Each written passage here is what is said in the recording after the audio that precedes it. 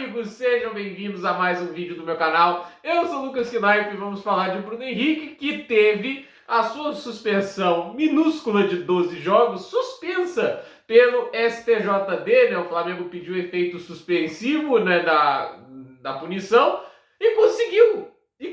Ele pode jogar já a partir da próxima rodada até um novo julgamento. O Bruno Henrique, que por manipulação de resultados, né, que foi condenado até por unanimidade, ele levou uma punição de apenas 12 jogos e uma multa de 60 mil reais, né? O que para alguém que deve ganhar por volta de 1,5 milhão por mês, isso dá 4% do salário dele, né? É bobagem, né? E aí, ele recebeu 12 jogos apenas de punição. Flamengo, ainda eu acho que é um absurdo isso, né? Tipo, fazer um post de defesa sempre com você, etc., no meio de um envolvimento de um caso de manipulação de resultados em que o cara foi culpado, né? Tipo, não era o momento, a hora, mas dane-se, né? Pra melhorar a situação, isso, o Flamengo pede recurso e o STJD aceita, né?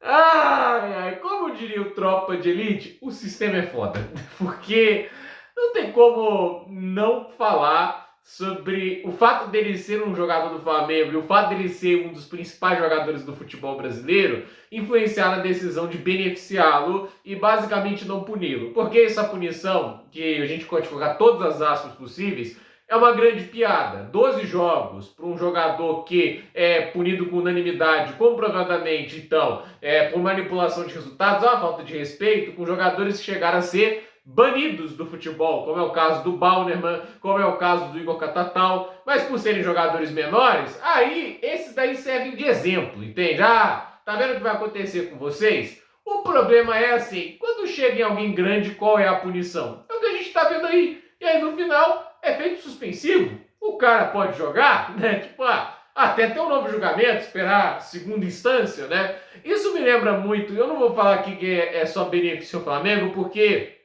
está presente em vários outros esportes. A gente tem que falar muito do tênis. Eu já falei muito do tênis aqui, do Jannik Sinner, né? Ele é o número 1 do mundo. Era, né? Ele perdeu o posto aí pro Alcaraz, né, no último torneio. Mas ainda assim, né, ele foi bom tempo aí o número 1 do mundo, né? E a questão é, ano passado, o cara testou positivo para doping nos torneios de Indian Wells e Miami, né? Como número 1 do mundo, né?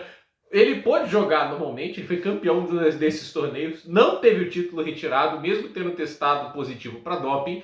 E assim, ele pôde jogar esse tempo todo até o julgamento acontecer. Normalmente, qual é o protocolo para quem é pego no doping? Suspensão preventiva. Não foi o caso do Sinner, ele pôde jogar até o julgamento acontecer. E mais, né? Tem mais, não para aí não, né? Ele foi suspenso por apenas 3 meses. E curiosamente, a suspensão de 3 meses calhou de vir em um momento em que ele não perdia nenhum Grand Slam, que são os principais torneios, e não só isso, ele voltava num torneio grande em casa, na Itália. Coincidentemente, nossa, que combinação de fatores, isso claramente não foi projetado para ser assim, né, gente? E assim, você pode ser fã ou não do atleta, mas não vem aqui dizer que isso aí não é uma coincidência danada, entende? E assim, o que acontece? Ele ser o número 1, o fato de que hoje a ATP é presidida por um monte de italianos, esse tipo de coisa, né? Obviamente influenciou isso. Não venho falar que não. E a mesma coisa acontece assim, quando você vê um tenista pequeno, como foi o caso, por exemplo, do Mikael Ymer, ele faltou a 3 exames antidoping, né? Que eu acho que o máximo que você pode faltar é 2, né? Aí ele faltou a 3, aí o que acontece, né? Ele foi suspenso 18 meses do tênis e acabaram com a carreira dele, né? Ele que estava vendo o auge dele, acabaram com a carreira. Ele nunca foi pego no doping, mas se faltar 3 exames, né? Que são exames surpresa, eles não são pré-agendados, tipo assim, o cara perde, às vezes por uma falha de comunicação, né? Eles não conseguem chegar ao atleta. Aí acontece, acabaram com a carreira dele, ele até agora não conseguiu se recuperar aquele ponto, né? Mas pro número 1 do mundo, né? Que foi pego com uma substância, né? Eu não agora não vou lembrar o certo qual substância que o Cine estava, mas era uma espécie assim, que era uma substância considerada anabolizante, né? Aí esse daí pode continuar, assim, depois de 3 meses suspenso, não perdeu nenhum grande torneio, né? Justamente na faixa do ano onde ele defendia poucos pontos. Então, assim, a gente vê aí no futebol acontecendo isso, é uma grande piada, porque é a lei para todos. Mesmo se você for grande, mesmo se você for importante, aí não. Aí não. Aí, meu amigo, você tá, tipo assim, levando muito ao pé da letra. Tipo assim, na hora que, agora um jogador de algum dos clubes grandes, no caso do Flamengo, um jogador grande, famoso, mas veja bem, né? Tipo, vamos fazer uma punição mínima, ele já tá em fim de carreira, etc, né?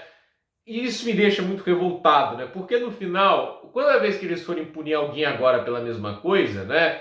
Esse deveria ser o critério, já que esse é o cara, é um jogador de visibilidade e essa é a punição que ele recebe, mas a gente sabe que não vai ser esse o critério. Vocês acham mesmo que esse vai ser o critério? Quando vier um Zé das Couves ali ser punido, entende, né? Quando ele fizer a mesma coisa, ele vai ser uma punição, 1 ano, 2 anos, sei lá mais o quê. É ridículo que a gente chegue nesse ponto, mas é assim que funciona, né? Tipo, os grandes jogadores, né? Os grandes clubes, eles vão ter benefícios, né? E pra mim é uma vergonha tudo isso que está acontecendo, gente. O fato do Bruno Henrique ser um jogador do Flamengo, o fato dele ser um grande jogador, e aqui eu falo, é um excelente jogador, acho muito bom. Isso não torna ele acima dos outros, isso não deveria. Todos são jogadores de futebol e devia valer para todos, mas no caso não vale, né? Então é patético, é ridículo, é uma pena que a gente veja isso acontecer. Mas a gente também não pode ficar totalmente surpreso, porque assim, a punição já foi uma piada, mas pior do que isso é literalmente não ter punição. É literalmente isso aí, se bobear, vão julgar e vai perder jogo de estadual. Eu não duvido isso acontecer. Vão julgar lá em dezembro, aí acaba a temporada, terminamos o julgamento, vai ficar 12 jogos mesmo, né? Aí ele perde todo o estadual e volta pro Brasileirão. Quer apostar quando? Então, gente, por esse vídeo é isso. Dúvida nos comentários, deixe seu like, se inscreva no canal, compartilhe esse vídeo e até o próximo vídeo.